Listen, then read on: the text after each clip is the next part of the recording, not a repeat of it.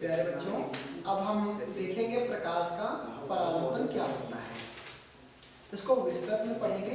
प्रकाश का परावर्तन, ये प्रकाश का ही एक गुण है, जैसा कि आपको हमने बताया। तो प्रकाश का परावर्तन, तो पहले तो हम इसको समझ लेते हैं, फिर आपको बताते हैं। जैसे सुबह सुबह हम शीशा देखते हैं, जिसको देखकर कंघी वगैरह करते हैं। ये दर्पण होता है, इसमें हमें हमारा प्रतिबिंब क्यों दिखाई देता है, कैसे बनता है, इसके बारे में यही परावर्तन है। और क्या, जैसे किसी भी चीज पर हमारा प्रतिबिंब बन जाता है, या हम लोगों की एक बच्चों की बहुत बड़ी शरारत होती है, हाथ में घड़ी बांधते हैं और फिर क्या करते हैं, दूसरे के मुंह पर रोशनी लगाते हैं। तो ये तो नहीं पता कि ये रोशनी उनके मुंह पे गई कैसे, चेहरे पर गई कैसे, तो ये हुआ कैसे, ये परावर्तन की वजह से हुआ।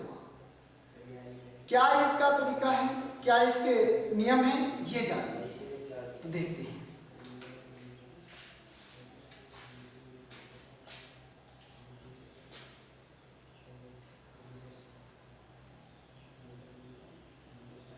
ये हमने एक दर्पण भी समझ सकते हैं, लेकिन पृष्ठ है, दर्पण ना कहकर के हम इसको एक पृष्ठ कहेंगे। और एक ऐसा है अपारदर्शी,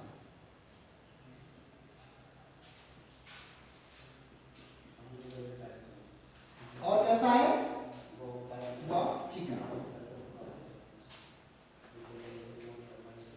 अब अपारदर्शी पहले समझ लेते हैं। अपार नया शब्द आपको मिल गया। अपारदर्शी क्या होता है, यानी कि एक ऐसा पृष्ठ जिसके आर पार देखा ना जा सके।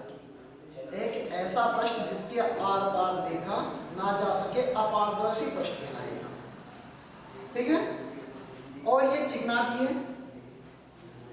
तो परावर्तन को हम इस प्रकार से दिखाएंगे, जैसे मान लेते हैं यहाँ पे हमारी ये एक पॉइंट यहाँ पे घड़ी है। तो आप लोग जब ये घटना करते हो तो इसको बहुत अच्छे से ध्यान देना कि प्रकाश की किरण कुछ ऐसे आ रही होती है, इधर से एक साइड से प्रकाश आ रहा होता है, और इधर कोई दूसरा व्यक्ति है जिसके चेहरे पर हम ये प्रकाश इस प्रकार से, बस यही परावर्तन है। यही तो इसका एक नियम है, यानी कि जब कोई प्रकाश किरण किसी एक माध्यम से चलकर चिकने व अपारदर्शी पृष्ठ से टकराती है, प्रकाश किरण चिकने व अपारदर्शी पृष्ठ से टकराती है, तो टकराकर किरण का उसी माध्यम में वापस लौट जाना प्रकाश का परावर्तन कहलाता है। अब यहाँ पे बना है तो ऐसा नहीं समझना उसी माध्यम क्या हुआ, एक ही माध्यम, मतलब वायु में है तो वायु में रहेंगे। प्रकाश जो है वो जल में होगा तो जल में, इस प्रकार से एक माध्यम है। भिन्न भिन्न माध्यम कैसे होगा, जब जल से कांच में जाए या जल से वायु में जाए, इस प्रकार से भिन्न भिन्न माध्यम। एक ही माध्यम की बात करें, अगर इसको अच्छे से डिफाइन करें तो कुछ इस प्रकार से, ये एक तल है हमारा और ये प्रकाश इस माध्यम से, इस माध्यम से ये प्रकाश आया और इस माध्यम से प्रकाश हमारा निकल गया। इस प्रकार से ये प्रकाश आया, ऐसे निकल गया। तो यही है प्रकाश का परावर्तन। यह आपका चिकना और अपारदर्शी तल है। अपारदर्शी मतलब क्यों अपारदर्शी लिया, ताकि किरण जो आने वाली किरण है ये पृष्ठ को के पार ना जा सके, इसलिए। तो प्रकाश का परावर्तन क्या होता है, जब प्रकाश किसी चिकने व अपारदर्शी पृष्ठ से टकराता है। जब प्रकाश किसी चिकने व अपारदर्शी पृष्ठ से टकराता है तो वह पुनः उसी माध्यम में वापस लौट जाता है जिस माध्यम से वह आता है, प्रकाश का परावर्तन कहलाता है। इसके बारे में कुछ और विशेष जानकारी देखते हैं। जैसे कि प्रकाश आ रहा है ना, आने वाली किरण, तो इसको एक अलग एक नाम देंगे, आपाती किरण। आपाती किरण, आपाती किरण, और इसको हम आपतित किरण के भी नाम से जानते हैं। आपतित हो रही है ना, आपतित हो रही, इसलिए आपतित घटना जो हम पढ़ रहे हैं ये है हमारा प्रकाश का परावर्तन। तो ये किरण तो परावर्तित होकर के गई है ना, तो इस किरण को हम नाम देंगे परावर्तित किरण।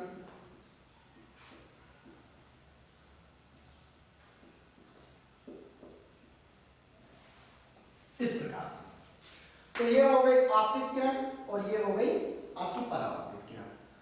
अब इसी में हम एक अभिलंब भी बनाएंगे आगे हम प्रकार इसके परावर्तन के जो नियम हैं उनको जानने के लिए। तो अभिलंब के बारे में आपको पता है अभिलंब खींचा कैसे जाता है। जैसे ये एक हमारा कोई अक्ष है, इस पे हमें अभिलंब खींचना है। इस अक्ष पे हमको अभिलंब खींचना है, मतलब इसी अक्ष को लेते हुए हम 90 अंश के कोण पर एक रेखा बना दें। तो ये अगर कोण 90 अंश का है तो ये क्या हो जाएगा आपका कोटा परपेंडिकुलर हो जाएगा, मतलब अभिलंब हो जाएगा इस प्रकार से। तो ये हमारा जो तल है इस पर हमने ये एक अभिलंब खींचा, अभिलंब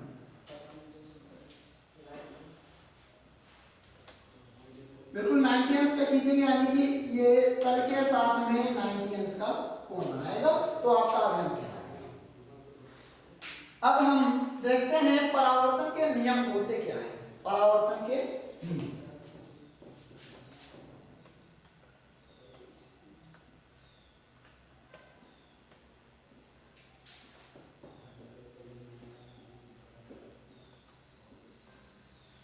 अगर बात करें इसके नियमों की तो इसके मुख्यतः दो ही नियम हैं।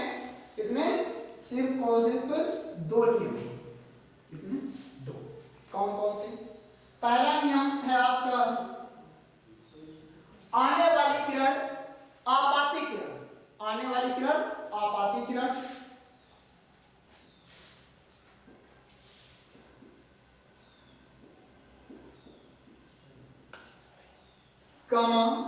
परावर्तित किरण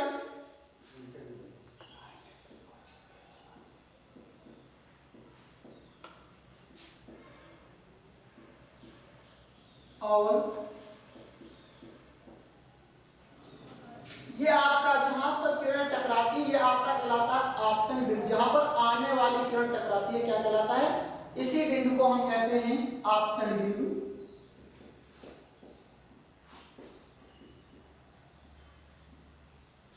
और ये आपका अभिलंब और आपतन बिंदु पर अभिलंब।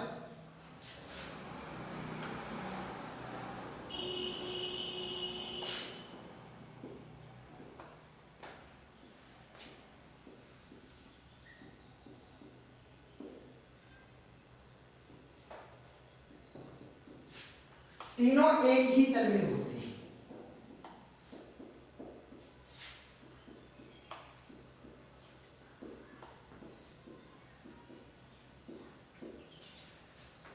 आने वाली किरण आपतित किरण, परावर्तित किरण तथा आपतन बिंदु पर अभिलंब तीनों एक ही तल में होते हैं। ये था पहला नियम। दूसरा नियम क्या होता है? नियम नंबर 2 की बात करें। दूसरा नियम जानने के लिए पहले हम इसमें कोण जान लेते हैं। कौन कौन से कोण होते हैं? ये आने वाली किरण आपतित किरण और अभिलंब के साथ बना हुआ कोण आपतन कोण। कौन सा? आपतन कोण कहलाता है और इसको हम आई से प्रदर्शित करते हैं। यानी कि आपतित किरण और अभिलंब के साथ बना हुआ कोण आपतन कोण कहलाता है, जिसे हम आई से प्रदर्शित करते हैं। और परावर्तित किरण तथा अभिलंब के साथ बना हुआ कोण परावर्तन कोण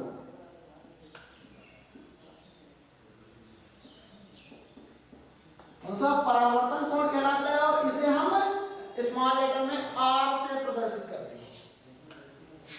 आपतन कोण और परावर्तन कोण, इनमें एक संबंध होता है। ये आपका नियम नंबर 2 है। क्या?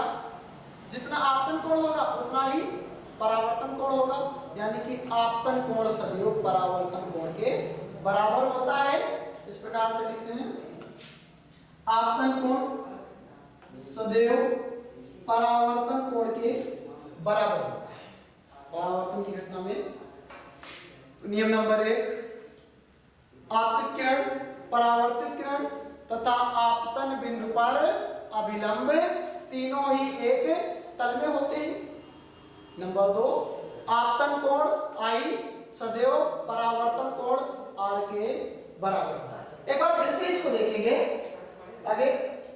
कि प्रकाश किरण जब किसी चिकने व अपारदर्शी पृष्ठ, जब किसी प्रकाश की किरण चिकने व अपारदर्शी पृष्ठ से टकराती है तो वह पुनः उसी माध्यम में वापस लौट जाती है जिस माध्यम से वो आती है। इस घटना को ही हम प्रकाश का परावर्तन कहते हैं। इसके मुख्यतः दो नियम होते हैं, आपतित किरण, परावर्तित किरण, अभिलंब, तीनों एक ही तल में, और आपतन कोण, परावर्तन कोण सदैव बराबर।